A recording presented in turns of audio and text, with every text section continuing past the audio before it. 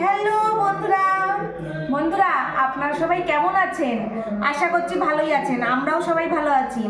বন্ধুরা আজকে রান্না করতে করতে আমি একদম হাঁপিয়ে গেছি। আমার বর অনেক হেল্প করেছে আমার রান্নায়, তাও মেন রান্নাটা তো আমারই করতে হয়েছে।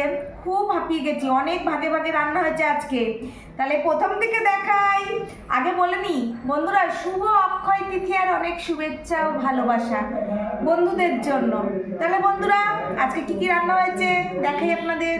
দেখেন বন্ধুরা, প্রথমে দেখেন গরম গরম ভাত, ধোয়া উঠছে না কিন্তু গরম আছে, কেননা সব তরকারির আগে তো ভাত করা। গরম আছে কিন্তু ধোয়া উঠছে না ভাত, গরম গরম সাদা ভাত। আজকে কিন্তু সজনে পাতা নেই, কারণ আপনার দাদা ভাই আজকে হাঁটতে যায়নি, আমরা আড়তে গেছিলাম মাছ আনতে, তাই হাঁটতে যাওয়া হয়নি, তাই সজনে পাতা নেই আজকে। তাই গরম গরম সাদা ভাত, ছেঁচি শাক, চিংড়ি মাছ দিয়ে পেঁয়াজ রসুন দিয়ে ছেঁচি শাক করেছি বন্ধুরা। এই ছেঁচি শাক কিন্তু আমি কিনিনি, আমার একটা বান্ধবী দিয়েছে খেতে। ঠিক আছে, ছেঁচি শাক পেঁয়াজ রসুন দিয়ে চিংড়ি মাছ দিয়ে। তারপরে আছে এটা কচু শাক বন্ধুরা, কচু শাক চিংড়ি মাছ দিয়ে, চিংড়ি মাছ সির্ফ। তারপরে আছে এইদিকে নিয়ে আয়।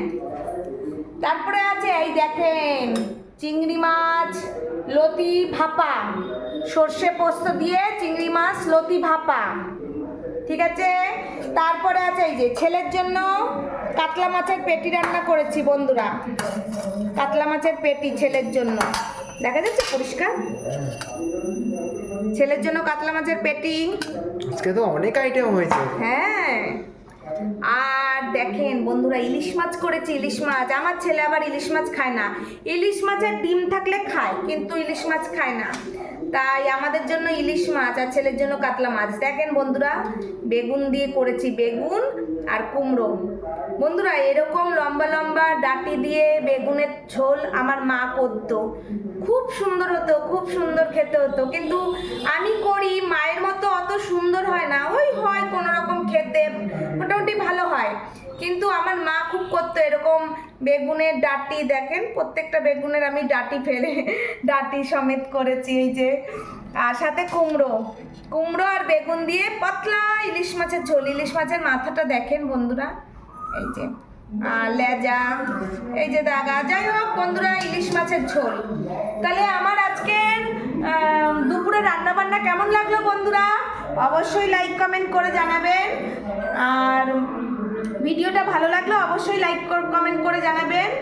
আর আজকে আমাদের আর একটা স্পেশাল দিন, আমাদের দীঘার আমাদের জগন্নাথ মন্দিরের উদ্বোধন।